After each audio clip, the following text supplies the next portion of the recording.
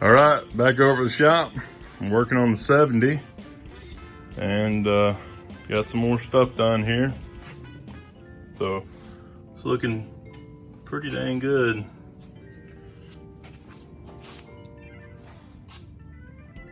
All right, so what all you did, Pop? But since the last time I've got the tubes, I had to weld the tubes in, which I have to do is set the front end in, just get everything. So I already had my my holes for my my lineup pins, and then I just started figuring out where my holes are going to have to be drilled for these. So I went from the bottom and just kind of centered it up on the frame, drilled my holes in the bottom first, and went ahead and drilled them big enough for the bolt to fit in. So I got that part done, and then I lined it up with the top one, and I used a square to line it up here, and then centered it in the frame and made sure that I had it the same distance as the bottom, because you can't see where you're at for your top. So then the top has to be opened up to get what it is now. An inch. Yeah, it looks like an inch and an eighth or something like that, I think, up here. So luckily, that's a big old tube that's got to fit down in there. Luckily, I had a new a step bit that opened it all the way up to that. Oh, that's good. So it might be an inch and a quarter. So the bolts come from the bottom up, and then the top plate comes down. These are threaded right here.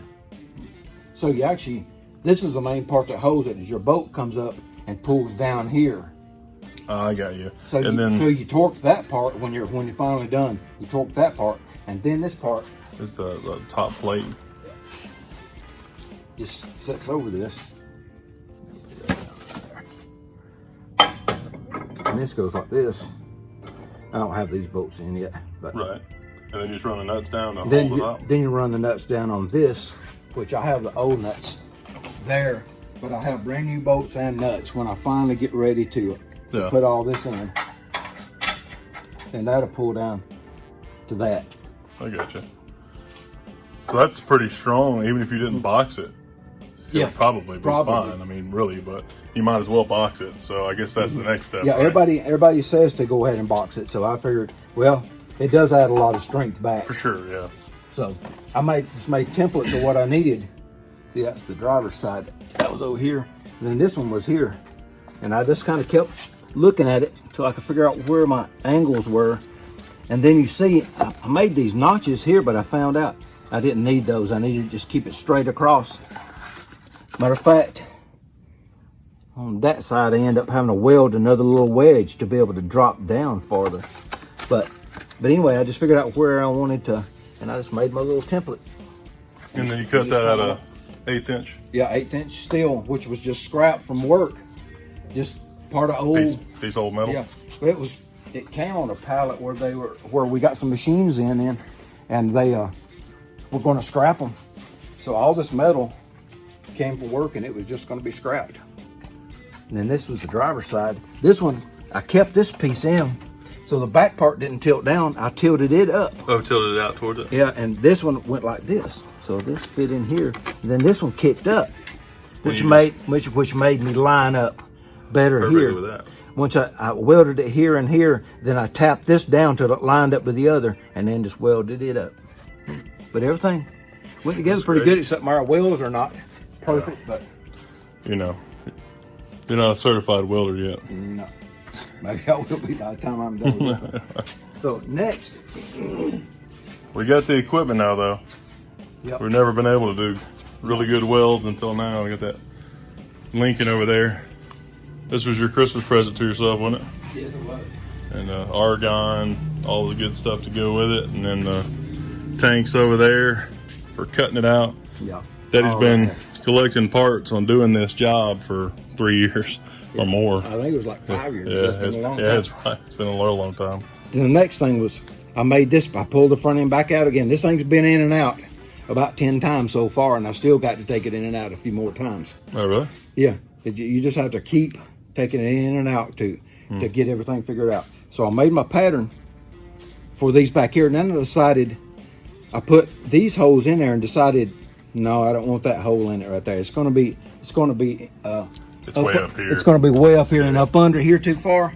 Yeah. Plus the other 3 bolts are the ones they used Right. at the factory anyway. So they didn't even use that one. So Probably because it's too hard to get a bolt up in and out of there. Yep. by the So I used thing. 1/4 inch steel. I had some more scrap that was real thick. So I've got these right now on here and just kind of bolted down to see how they're looking.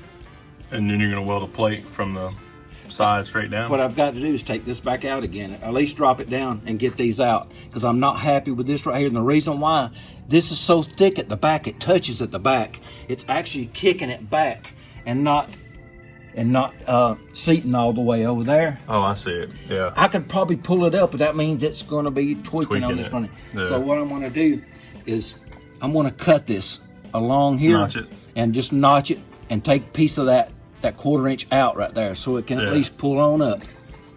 So that's got to come out and be ground on some more and cut and ground on some more. And then I'll put it back in, and I'm thinking about just welding some wedges in here on each side.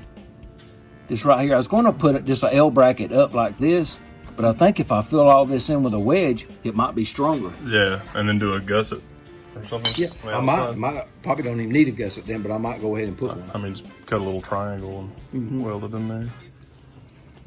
Cool. What else? See, what's next after that? The next thing will be to, the next thing I did too here.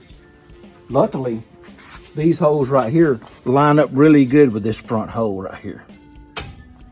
It's still, I mean, it's almost perfect when you get it there. So I used this hole and then figured out where my next hole needed to be and went ahead and drilled those holes. And I went ahead and bolted this up. Yeah. You can actually. Oh, you gotta. Yeah, you gotta kind of work it a little bit. You gotta bump it back.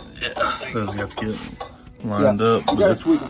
But you can see. It's almost perfect. Yeah, you can pull them up and just bolt them right there, just like that. So that'll be that. Then the next thing will be to work out the steering. But since our steering column is not any good, I've got to figure out what I'm going to do. I've either got to see if I can fix this column or order a brand new column and then work from it. Yeah, this column in here, like the dummies that had this thing before did something. Look at that.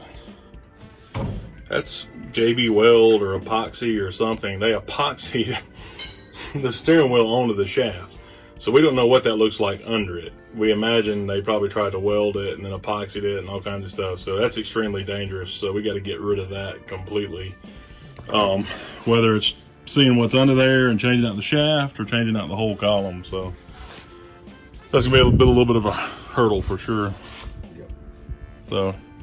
And another thing I could go ahead and start working on too while I'm here is since I'm going to put the original 302 back in it, I'm going to try my best, and I've seen it done, use the original mounts. And just cut out for the, all you got to do is, here, bolt it down. Sorry. You have to notch around this because it actually bolts from this hole to this hole. So you just cut around so it. you just cut around this one, same way over there. All right, so if there's supposed to be nuts on the bottom, these are box, so we definitely can't get nuts back in there anymore. So